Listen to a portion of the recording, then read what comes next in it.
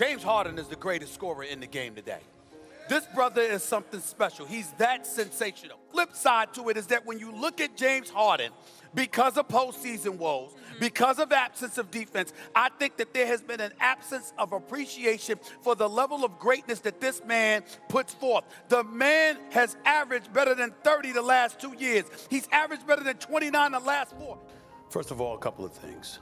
Number one, James Harden was so bad, so horrible last night, it almost looked intentional. We're talking about a guy that went 3 consecutive years averaging over 30. 5 consecutive years averaging at least 29 points. This is one of the most prolific scorers in the game. He knows what I'm talking about. How do you go from that to not attempting but 2 shots in the second half of a closeout game? In your sleep, we're not talking about making. We're not talking about makes or miss. We're talking about attempts.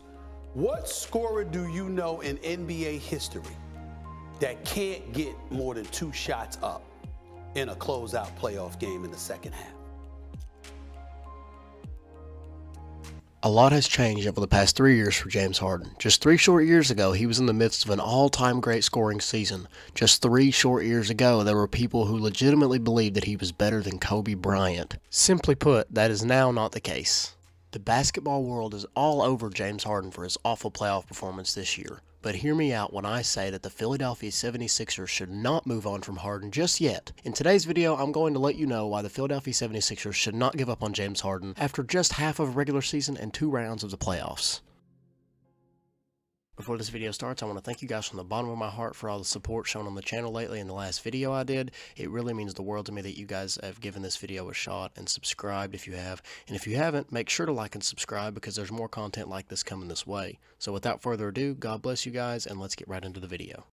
There's no getting around the fact that James Harden definitely disappointed in the playoffs, especially in the closeout Game 6 versus the Heat at Philadelphia, where he scored 0 points in the second half and only attempted 2 shots in that second half as well. This is the main thing I'm going to be diving into in this video, as I still believe James Harden can produce at a high level, but the issue is not within his capability. It's to do with his drive and determination to win. Here's a clip from a game in 2019 where James Harden dropped 43 points on just 22 shots versus the Utah Jazz. As you can see, Harden is seen driving the ball again and again and again. Which leads me to my main problem, oddly enough. James Harden is not being aggressive enough when he's playing on the court.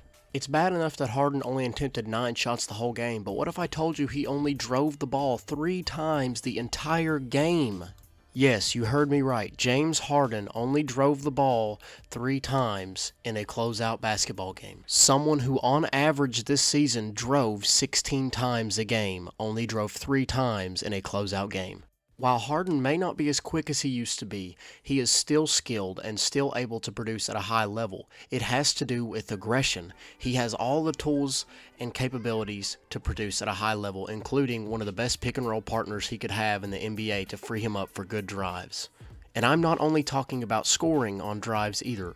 3 was Harden's flat number of drives for the entire game, whether they ended up in a score or not. 2 out of those 3 drives ended up in assists, and the other one was just a pass. If none of that opened your eyes, this sure will. This was James Harden's shot chart in the closeout game. This is an issue. Of course, you want Harden to shoot perimeter jump shots and space the floor, but you also want him to attack the paint and draw in defenders. Off of this super limited amount of drives, Harden made good reads, like you can see here in this Joel Embiid pick and pop that led to the wide open 3 for Embiid off the penetration from James Harden. Harden simply has to care more, and that has to start with fixing bad habits. For example, this is a bad habit that's plagued him his whole career, as you can even see here in 2019 from the game I showed you earlier, where there are just possessions where he just takes the whole play off and sits at the hash. This is absolutely unacceptable now, as Harden is not expected to do near as much as he was on that 2018-19 Rockets squad. Harden has to fix these terrible bad habits and be more aggressive if he really wants a chance to stay in the NBA and produce at a high level. Do you still think James Harden has what it takes to produce at an all-star or even superstar level? Do you think he'll correct his bad habits of standing and not being engaged in the play? Let me know what you think in the comments below, and please, please, please, if you made it this far, leave a like and subscribe because it's pretty obvious you like it if you did. Also, make sure to check out my podcast, the Spark Plug Podcast, with my co-hosts Thunder Random and OKC Flow on Twitter. It's a fantastic podcast, and you can learn about all things NBA and OKC Thunder, so make sure to check that out. It's on Apple Podcast, Anchor, and Spotify Podcasts. The link will be in the description. Also, make sure to leave any feedback that you have, whether it be good or bad, in the comments below too, because I'm always trying to improve my videos and make them better for you guys. Thank you so much for watching and giving this video a chance. God bless you all, and have a great, awesome day.